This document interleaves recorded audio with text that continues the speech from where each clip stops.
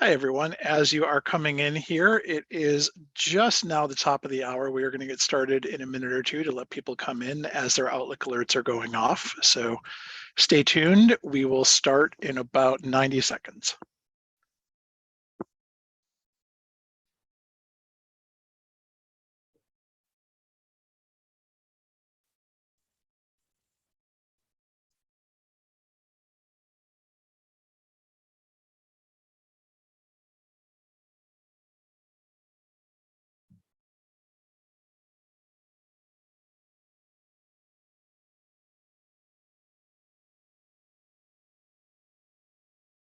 This is going to be a good one today, Matt. We've got good presentation lined up. I'm excited to get started. Give us a few more seconds to let people in here, Yeah. and we will. Yeah. All right, 30 more seconds.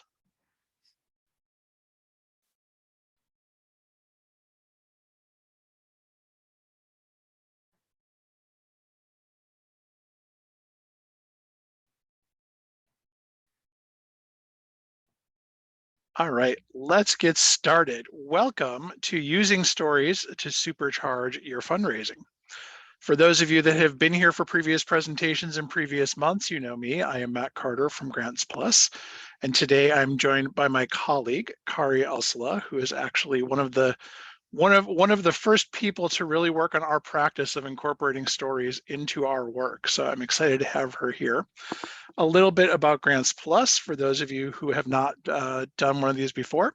So we are a national grant seeking firm where we help people with every aspect of grant seeking. So finding funders, developing strategies, writing grants, all of that. We are celebrating our 15th anniversary, and we have officially raised $250 million since then. Although the real number has grown since we put this together, we're just not ready to announce it yet. And we have about 34 staff all around the country right now. So one of the things that we love doing is forming partnerships like we have right now with NCCER to help expand people's knowledge of grant seeking. So in this case, we're talking about storytelling, but just any topic that will help people be better grant seekers. So we're working with NCCER across a few things here. We have a series of webinars. This is the 6th one. For those of you that haven't seen the other ones where you signed up for this one, those are available as recordings. You can go watch those. We have a series of pre-vetted funding opportunities, which again are on that landing page that you use to sign up for this. One of the things that I love that we're doing is one-on-one coaching sessions, and I've worked with a lot of organizations that are partners with NCCER through those, just talking about how to start your grant seeking journey, how to talk to a particular funder, how to approach a particular program that you want to implement, things like that. So if you have not yet, I definitely recommend signing up for a coaching session. Those are open, and I will say those we've only got 3 more months left on those, so 90 plus days with the holidays in there. So if you've been thinking about signing up and haven't yet, you should do that soon because time is running out. We also have great grant seeking guides, again, on that same landing page where you registered to be here. You are able to download those, and there's some great information on seeking grants. So a few things before we really get started here today. Please use the Q&A feature if you have questions, but ask them at any time. And just our learning objectives today, as you can see on the screen, we're going to understand why storytelling can help bring in more money, learn different techniques for how to work stories in to connect with funders, and understanding how to apply different techniques to different proposals. So I am going to launch a quick poll here that will talk about your experience using stories in your communication. So think about this, not even necessarily fundraising. In any of your communication, do you use stories talking about the people that you serve? I'll leave that open for a second. Yeah. Okay, we have a good split here. Okay, we'll end our poll here. So we have nobody who's never used stories in proposals or other communications, so that's great. And we have occasionally using stories, but not regularly, and always using stories. So always using stories, you're going to learn some ways to incorporate them in naturally into what you're doing, especially into grant proposals. And for occasionally, we are going to try and convince you to make that regularly or always, not occasionally. So let's launch into this. Why stories matter. So stories matter because humans connect with stories. But having said that, let's give data its due first, because a lot of you are already working with state and local and federal grants, and those are very data driven. And grant funders want solid data. We talk about data all the time. They want numbers. So they want to see need and results. They want you to be able to say who the population you serve is and what those numbers are. What are their demographics? What does your work do? What are your outcomes? How many people do you impact? This is all data. Evaluation data. How do you know if you are being successful? All of that is numbers and data. But data fails. Data is great for showing the scope of what you're doing, but data does not connect people. So there are some really interesting studies being done out there by psychologists and sociologists that show that people are more generous when they are thinking about smaller numbers of people or individuals. So a really interesting study out there is they gave people the chance to theoretically help 4,500 people, either in a refugee camp that had 50,000 people or a refugee camp that had 100,000 people, still helping the same 4,500 people no matter what. The subjects in that study chose to help the one in the smaller refugee camp because it was a bigger proportion. It was a more personal connection. They had other studies where they set up a scenario where the subjects could raise money to help one cancer patient or help 8 cancer patients. They chose one. So what it comes down to is humans want a small number. Humans want to help a small number. Humans want to help an individual. If you think about that, for those of you that are old enough, think about our reaction to September 11th, where 3,000 plus people died in one day. It changed the way America thought about everything. Then think about COVID, where for a while there we were losing a 9/11 worth of people a day. And for the most part, we still carried on with our lives. We get lost in these very large numbers. It's just kind of a paradox of the human mind that our compassion and our desire to help diminishes as it gets diluted or as we perceive it getting diluted.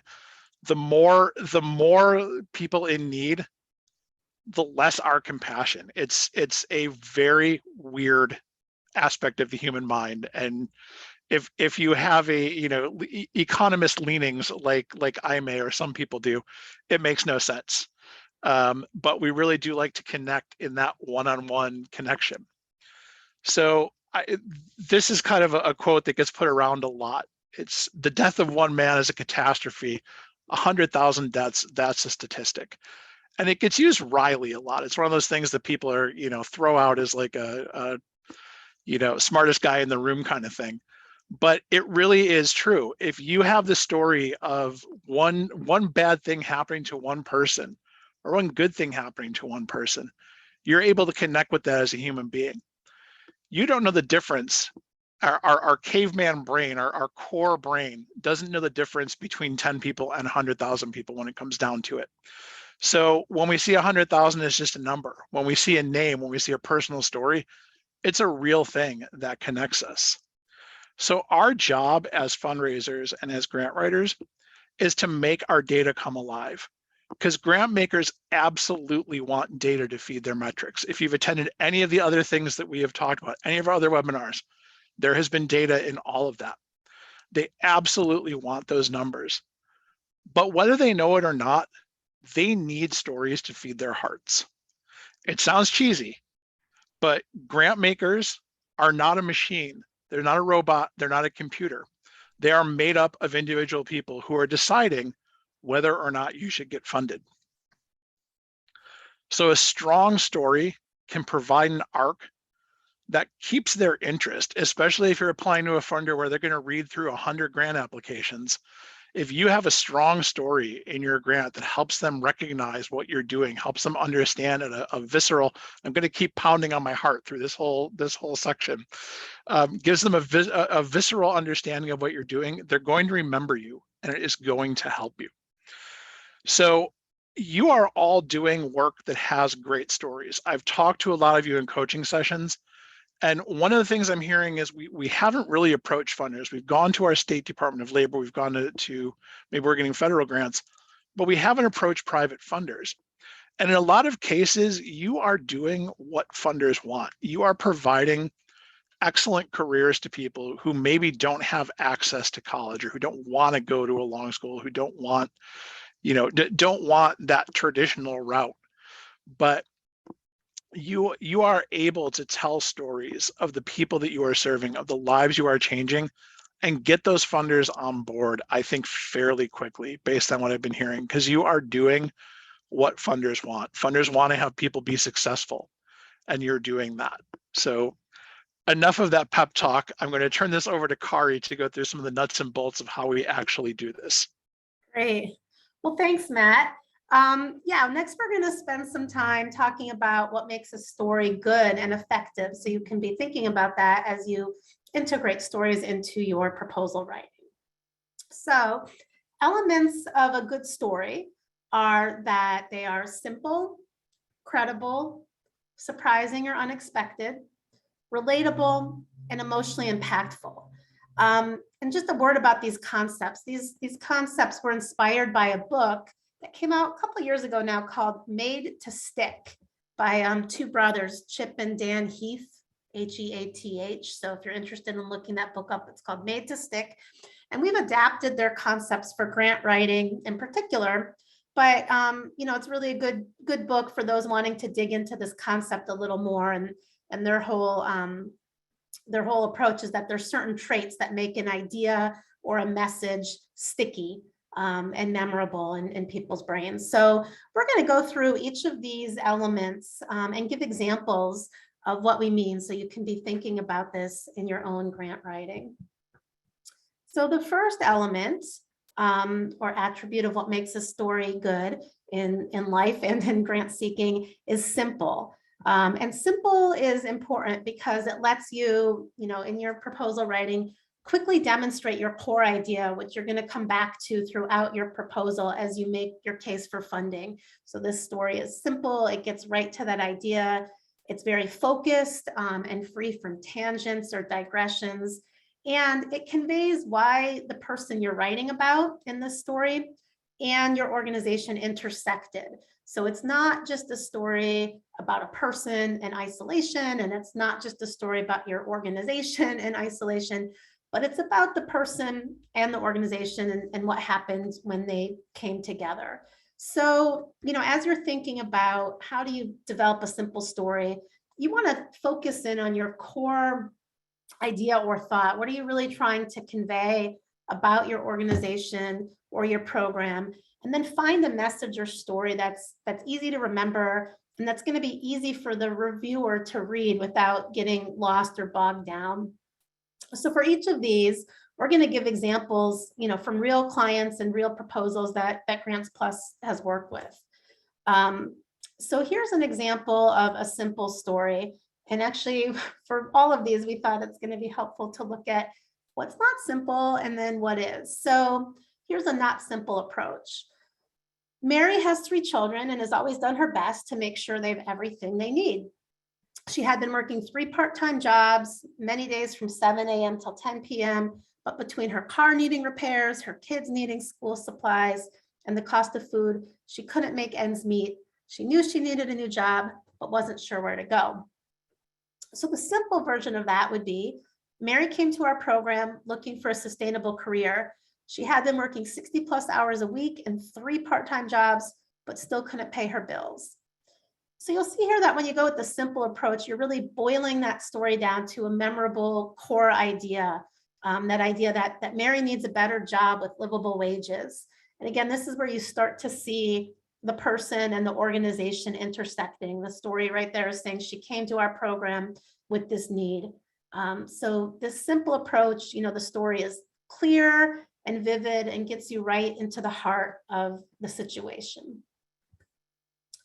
The next attribute of a compelling story is credible. And like Matt was saying, quantitative data is so important to build a credible case for support in your proposals.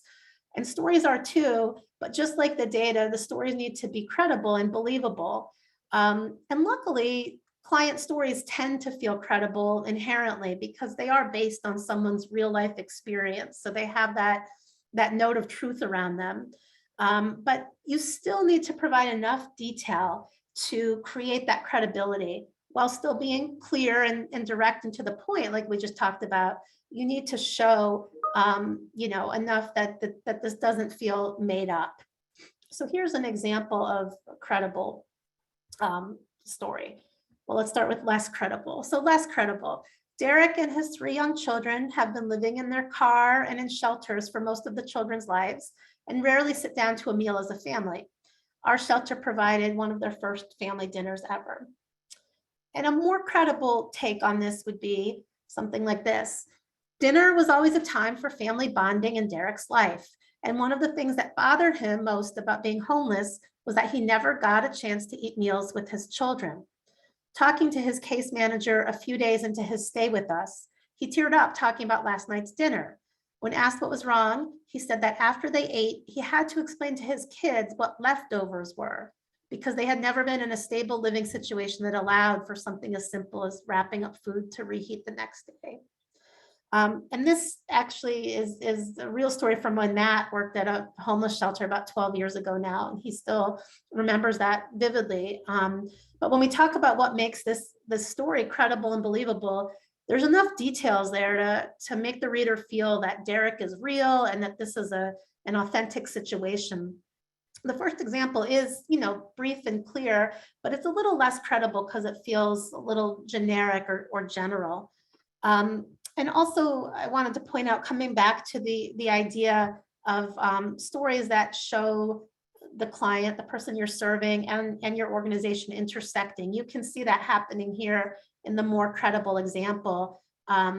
So often a good way to frame your stories in your grant proposals is to think about the arc of a client's experience and to focus on their situation before they came to your organization, what happened when they encountered your organization and the difference that made, and then what that person's life is like afterwards or now after having interacted with your organization. So here you can see kind of that middle section where Derek and the organization are intersecting. You get a sense of what life was like before, and you also get a sense of how his trajectory might be changing for the better because of this connection between himself and the organization. Kari, if I can jump in for a second. Please. This story is 14 plus years old. I've told it dozens of times, and in hearing you talk through it, I got that little thing on the back of my neck where my hair stands up. Yeah. I mean, this is going to stick with me for the rest of my life. So there are definitely stories out there that you can make that people will never forget. Yes, absolutely. Absolutely. The next example of a story that sticks is one that is surprising or unexpected.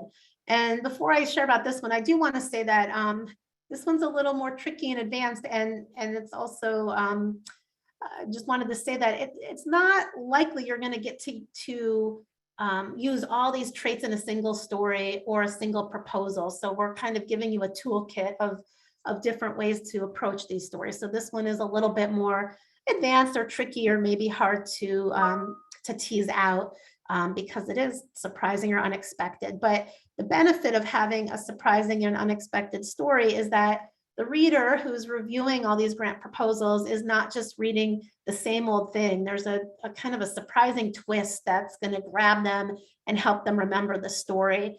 And in the book I referenced, Made to Stick, they talk about an example in this kind of category of surprising or unexpected where there's a public service announcement on TV and it looks like just another minivan driving down the road, and there's a happy family in the minivan, and you're not quite sure what's going on. And then a big truck like rams right into them. And then you find out that it's a public service announcement to remind you to wear a seatbelt because you never know when a crash will happen. And that's a very extreme example of an unexpected twist. Your mind is kind of going one way with this routine trip down the road, and then this surprising thing happens, and you are more likely to remember it. So when we're thinking about that in the nonprofit world and writing a proposal, how can you kind of introduce that twist? So here's an example of how you might do that. So the unexpected example might be, every day Jonathan gets dressed in his uniform, clocks into his job on time, and puts in an 8-hour day. Unfortunately, that's not enough for him to reliably put food on his family's table. The unexpected version of that would be something like this. Every day, Jonathan gets dressed in his uniform, clocks into his job on time, puts in an 8-hour day.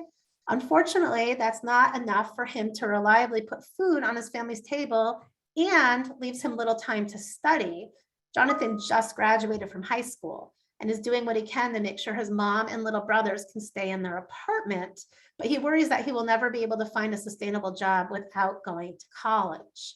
And that might be something that resonates with some of the people you serve. But the first example is good, it's credible and it's simple, but it doesn't have that unexpected element.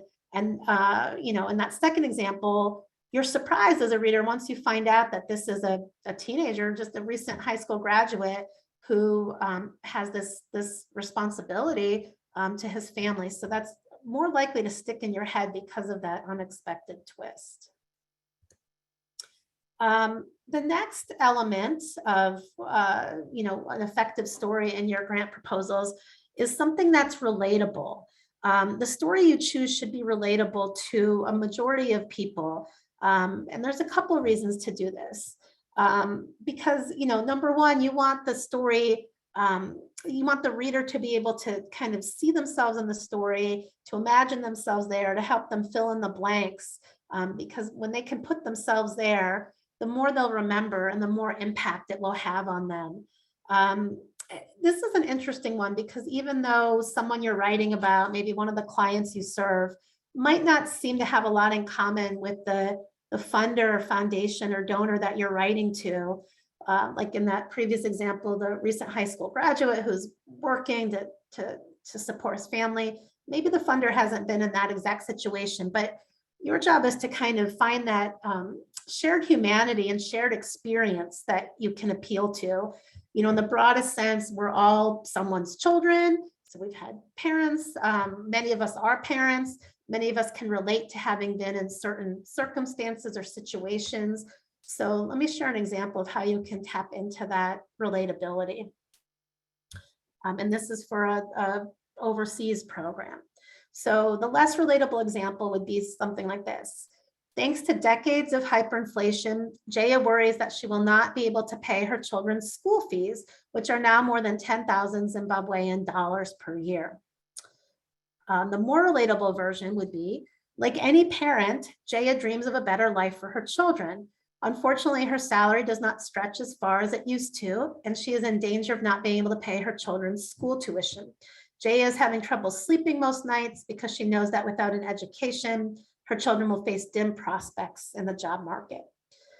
So in the less relatable example, you can see that, as a reader, you likely have no idea how much a Zimbabwean dollar is worth. So is that a lot of money? Not a lot of money. You might not even be able to find Zimbabwe on a map. So it's really hard to relate. In example 2, you can see that the approach is, instead of focusing on the fact that Jay is from Zimbabwe, which sets up that unrelatability initially, this example starts by focusing on the commonality of parenting, of wanting a better life for your children, of stretching your salary. Of course, I should say this proposal will go on to address the fact that Jay is in Zimbabwe. Clearly, the organization does work there, and the funder, has a history of funding there, which is why you're applying to them. But the story starts by focusing in on that relatability and drawing the reader in to imagine themselves in that kind of situation. Kari, if I can jump in on this one too, please. I apologize. Yeah, no. This is reminding me. We talked in the slide a little bit back about so many nonprofit stories falling into cliche. While you were talking, I just looked this up. 10,000 Zimbabwean dollars is about $28 US. And I think a lot of nonprofits would have focused on For just $28 a year, you can help create this future for, children in Zimbabwe, which gets you nothing because okay, so it's cheap. So what? Whereas this story that talks about the relation of you're a parent, you are worried that your kids are not going to be successful. You have this hump to get over to get them there. It doesn't matter if it's $30 or $3,000. It's that you're personalizing this. So we're taking this perspective of this mother concerned about her children, which is universal, versus again getting into numbers of, well, for only $30 we can make sure these kids are okay. Later in the proposal, yes, you could send these kids in for, 3 of them for $90. But that doesn't get to the heart of it. Absolutely. Thank you, Matt. And keep jumping in. Absolutely. The last attribute of what makes a story effective in your proposals is one that is emotionally impactful. And if you remember from how Matt kicked off this presentation with that quote that, one death is a tragedy and 100,000 deaths is a statistic, just a reminder that, humans relate to stories emotionally, not always logically, like that quote underscores.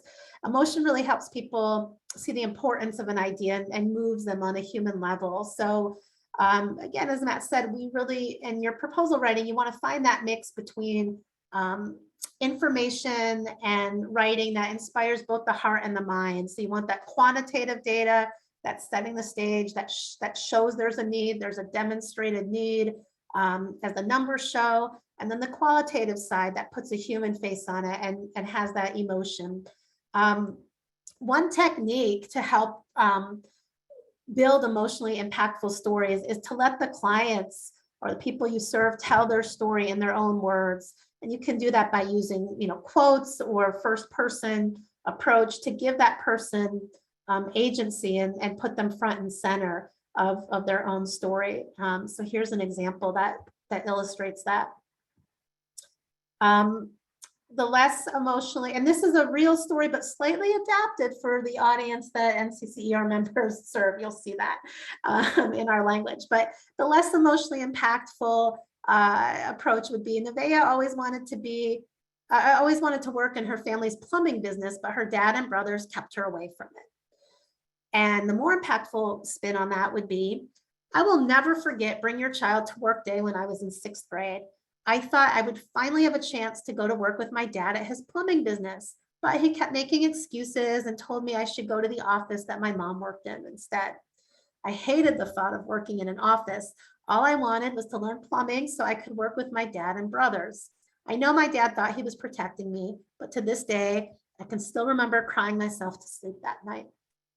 And you can see that just by changing that story to first person and letting Nevaeh tell the story in her own words, it's not only more emotionally impactful, it's more relatable. We can put ourselves in that position of being a child and what it was like to idolize your parents and want to learn alongside them. And then again, as we've talked about kind of the arc of the client's story and experience, of course, this story would then continue. This is kind of the before part of the arc. And what we're hoping in this scenario is that she decided to become an apprentice and learn plumbing so that this story would have a kind of happy ending after she's interacted with your organization. And you would see more of that arc in a full grant proposal. So I just want to wrap up this section before I turn it back over to Matt. We've just talked through the traits that make a grant proposal and really any kind of storytelling the most effective and sticky. And again, those are ones that are simple, credible, surprising or unexpected, relatable, and emotionally impactful. But one thing we really want to stress too is that we, as these storytellers and as these grant writers, have a duty really to think about the ethics of the storytelling and making sure we're doing it in an ethical way. And what we mean by that is we want to make sure when we use client stories, we are doing it in a respectful way. Stories, for all the reasons we've talked about, they're important and they add to the vibrancy of a funding request, and they highlight the organization's work, but we do not want to to exploit the people we're writing about or feel like we're just trotting them out to gain sympathy. Kind of Matt's example too, like for $28 a day, you can, take this poverty-stricken child and change their life. These people aren't props. These are real stories. So this means several things for you as grant writers to be aware of as you're using stories in your proposal.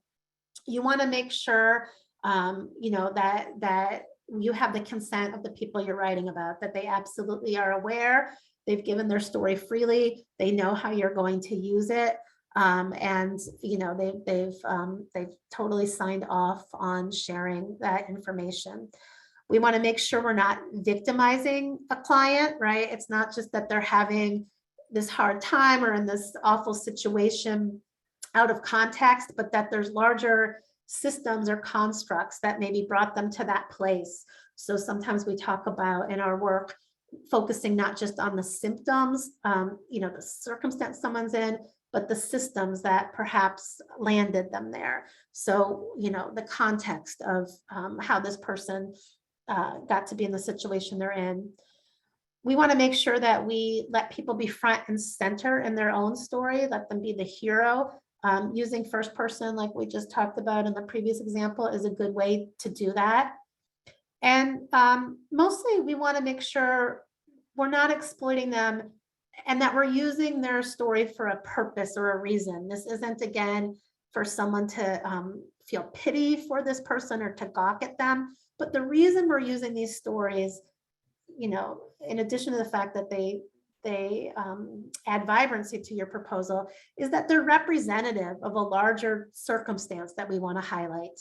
And often the quantitative data is helping build that case and that highlight. But what I mean by that is this person is helping tell the work of the organization, but this person isn't an anomaly. We want the readers to know that. We're using this person and this story to put a face to a more common condition that needs solving, or a problem or an issue.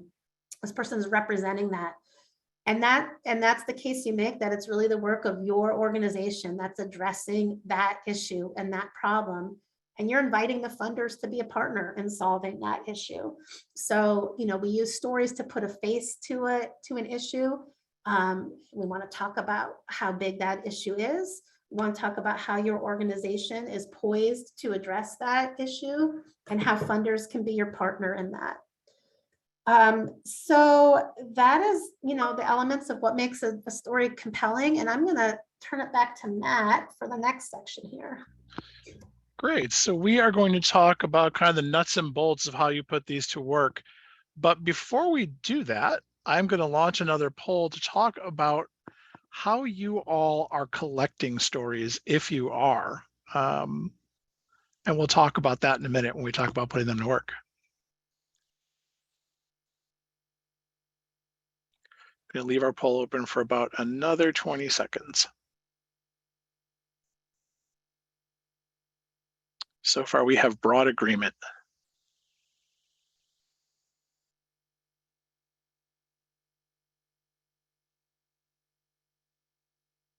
Okay. For a minute, I thought this was going to be the Goldilocks of polls and everyone was going to be right in the middle. So 80% say they occasionally hear something good from a client and remember that and use it as a story. And only 20% ask clients about their experiences regularly. I would say if you have a process where you can let people tell their story, it's going to make you stronger in your fundraising and your communications because you're going to get good stuff.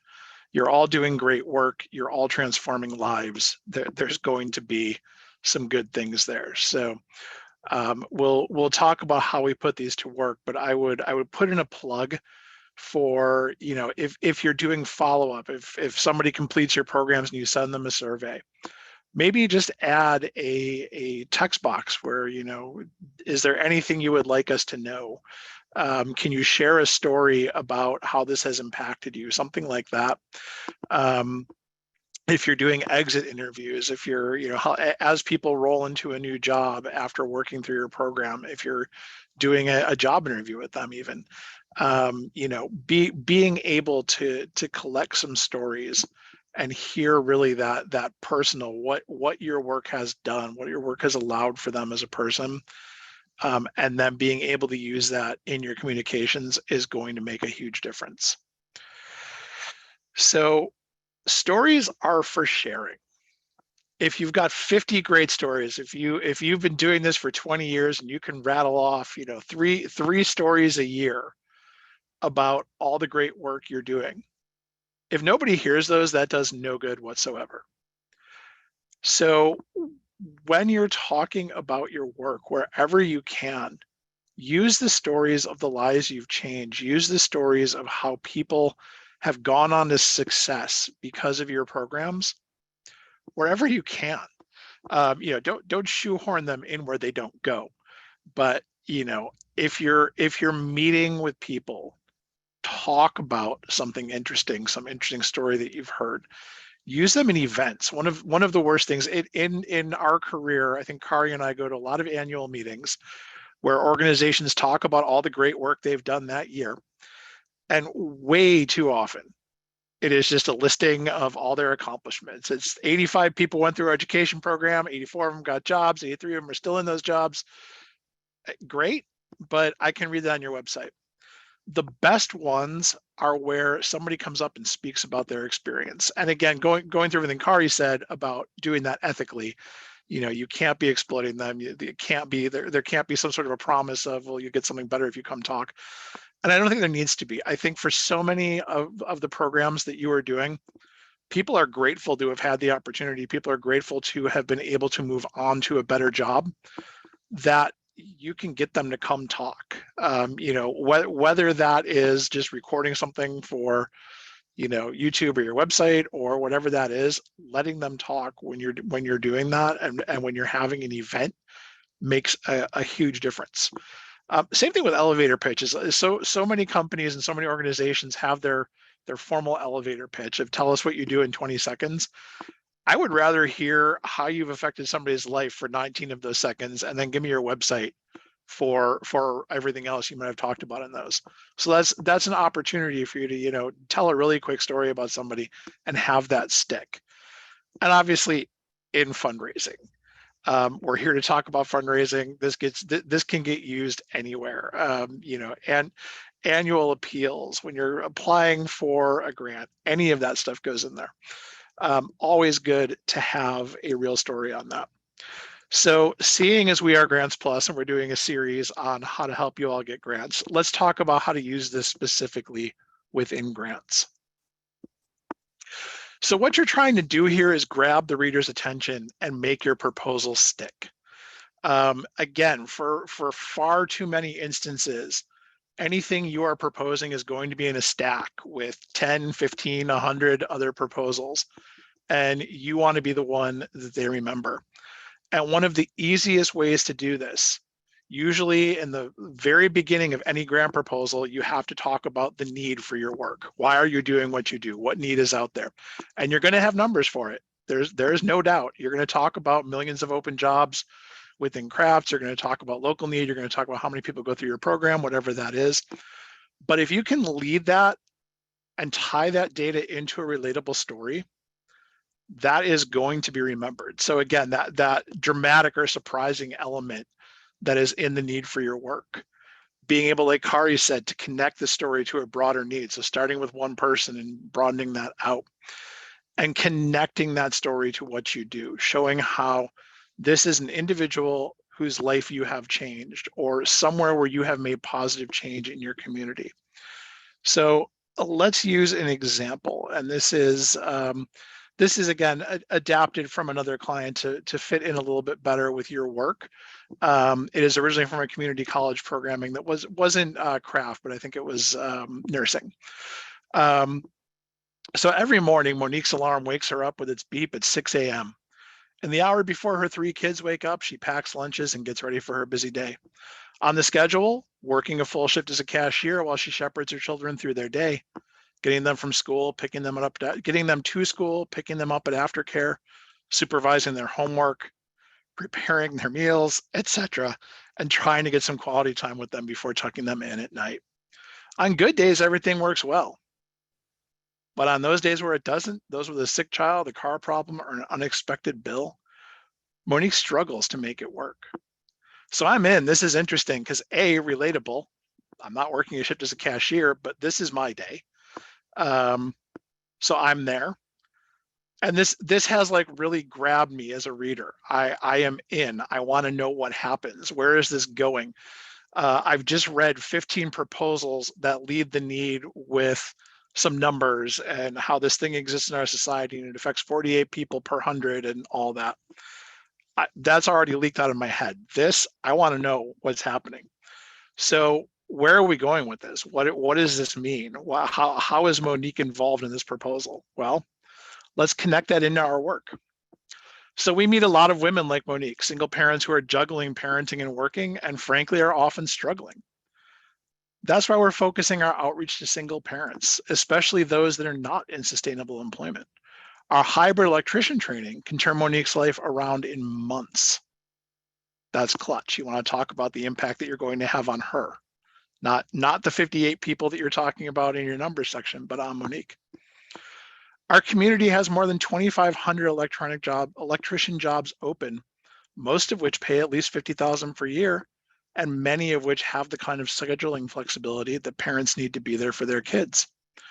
Unfortunately, we struggle to find excellent people to train to fill these jobs. So again, connecting in what you do. Monique is out there. You have a solution for Monique. You can help her earn more than 50 grand a year with training in months. And then we tie that into, there are 2,500 jobs out there that we could fill with 2,500 Moniques if we had them.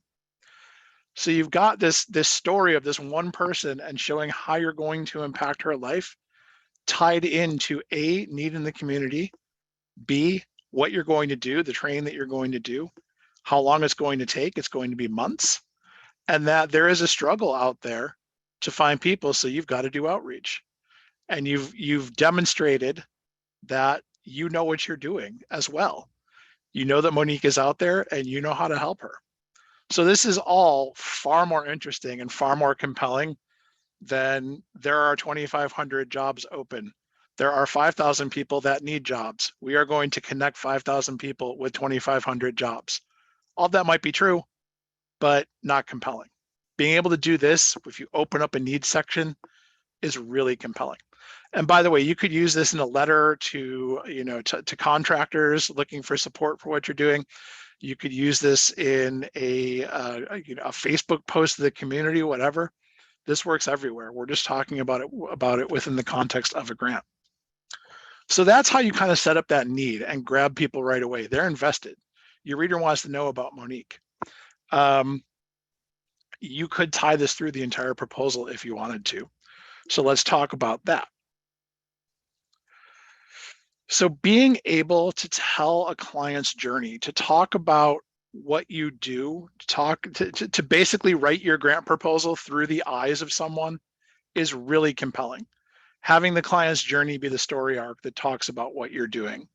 So for the needs section, what was that person's life before they came to you? What made them come to you? What problem are you solving? What services did they use? So again, that section on what are your activities? What do you plan to do with this grant money? Instead of that, what services did they use? What change did you create in their life? So again, that outcome section focused through one person is not, what were your outcomes of the program, but what change did you make in Monique's life? And then what's their life like after leaving your program? That's your evaluation section. You're talking about what Monique's life is now. 6 months later, you followed up with a survey and you're able to talk about how she is now. So let's talk about her journey. So we met Monique at a career fair for parents hosted by her children's school district. She was intrigued by the variety of jobs that electricians do and elated to find out that we offered paid apprenticeships. So now we're rolling from that need into what your activities are. Our training model uses virtual reality technology to teach basic concepts, allowing Monique and other students to learn for a few hours at night after her kids go to bed. She only needed to come in to do hands-on work on Saturdays to gain hands-on experience. So again, these are your activities. This is the part of the grant where you say, We offer virtual reality training as a way to have it be a shorter course. That saves money, that saves time, etc. Students learn basic concepts at home, come to our lab on Saturdays, do hands-on. Except this is a person's story. This is telling that through her. So again, using this in a grant, we would open that section on what we're doing with that. So we would, literally just take what we've written here, start the activities section with that, and then do that more in-depth description that talks about what the activities are, divorced from what Monique is doing. But opening with that is keeping me interested. I'm learning the tale of Monique throughout this grant proposal.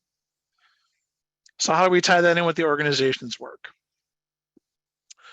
So thanks to a generous donation from our corporate partners and the Whatever City Foundation, we're able to outfit Monique with a full set of electrician's tools and personal protective equipment. So right there, again, within that description, you would say we also offer tools and PPE and all of that, but you're offering those to Monique. This is her story. We're telling this through. We're talking about her journey. Then employment specialists found her a full-time job before she had even completed the program. She graduated on a Saturday and started her new job on Monday morning. The day she got her first paycheck, she started to look for a house for her and her children. So wrapping that all in there, again, talking about the activities.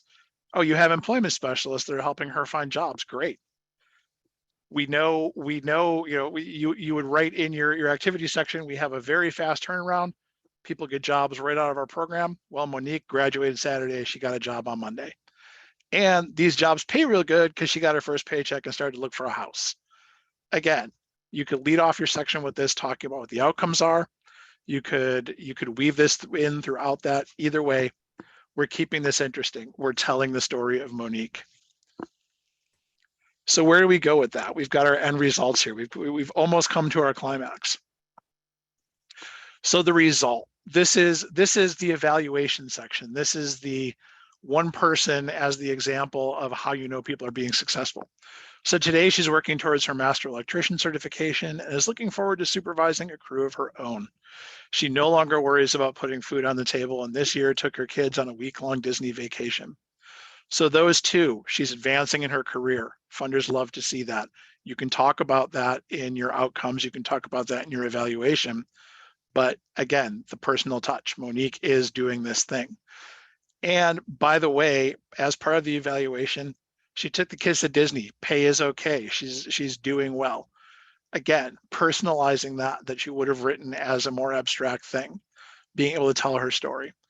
And then you can just wrap it right in with this story is one of hundreds that play out in our community all the time.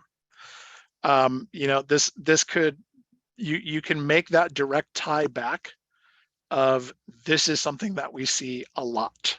There's a lot of Moniques out there. So any questions on any of that? I haven't seen anything pop up in the Q&A. Car, I don't know if you have anything to add. I say you turned your mic on.